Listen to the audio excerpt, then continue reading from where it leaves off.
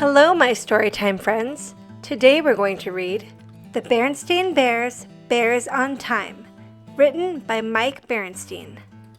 If you have a copy, go ahead and get it so you can read along with me.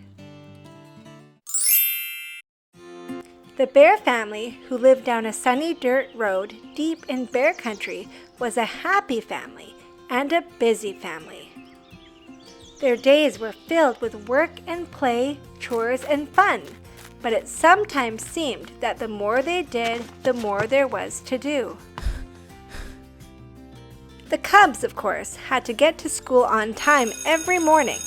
After school, they had soccer practice, gymnastics, music lessons, and ballet class. In the evening, they buckled down to do their homework, but they also liked to take a break with TV, video games, and outdoor play. Mama and Papa were just as busy. They had their everyday jobs to do, of course, but there were trips to the doctor and the dentist, along with visits to the grocery store, hardware store, dry cleaners, bank, and post office. Besides all that, they needed to relax once in a while. Papa liked to go bowling, and Mama enjoyed a quick trip to the beauty parlor. All this busyness was causing problems, though. Problems with lateness. The family's schedule was so jam-packed that any little delay spelled trouble. For instance, if the cubs dozed in bed too long in the morning, or lingered in the bathroom, or dawdled over their breakfasts, they were late for school.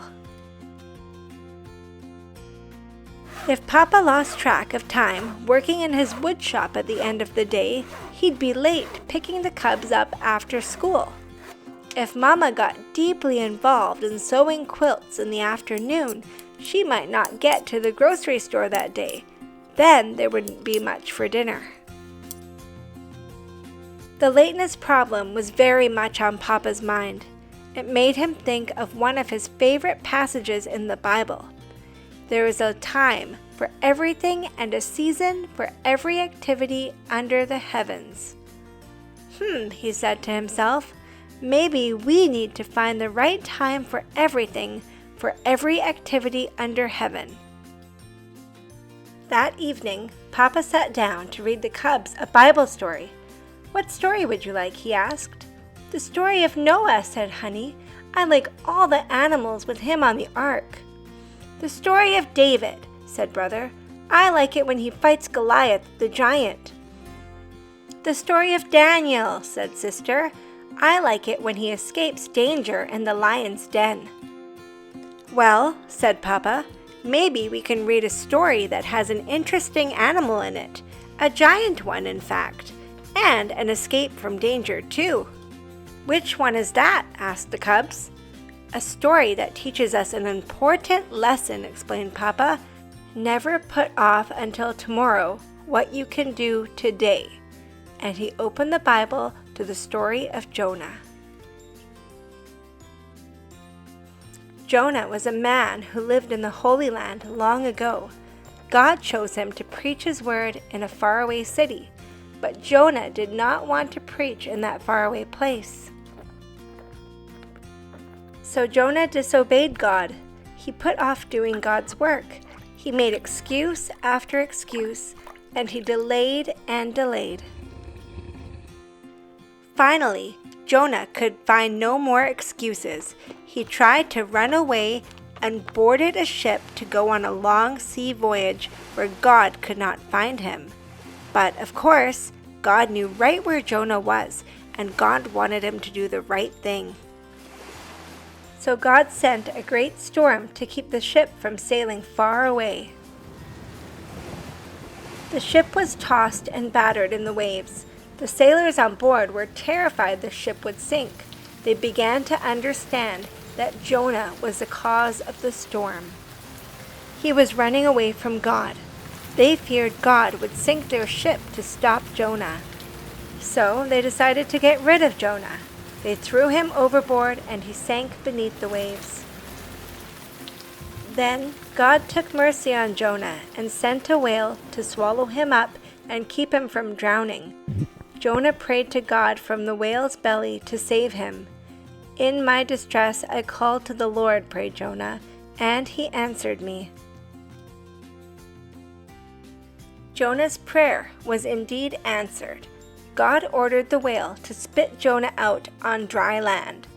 Now Jonah realized the error of his ways. He saw that God wanted him to do the right thing. Jonah finally went to that faraway city to preach the word of God. "Wow," said Brother. "Putting things off until tomorrow isn't such a good idea, is it?" "If we delay and put things off and aren't on time," said Sister, "will we get swallowed by a whale?" "No, sweetie," said Papa, smiling.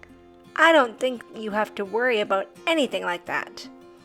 "After all," said Mama gently, "being late for school or soccer practice isn't as serious as Jonah's putting off his duty to God." "I guess not," said Sister, reassured.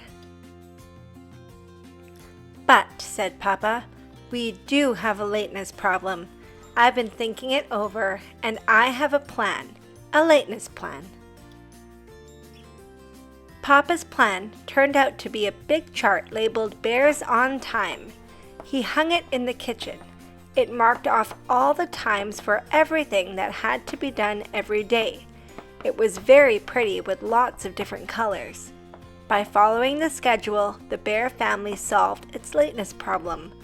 Now, the bears were able to go on right with their busy ways, and they were very happy about that. If you like this story, don't forget to like and subscribe. Also, by putting your name into the comments below, we'll enter you into a draw to win a copy of this book. There will be a draw at the end of each month for each book, but to win, you need to be subscribed.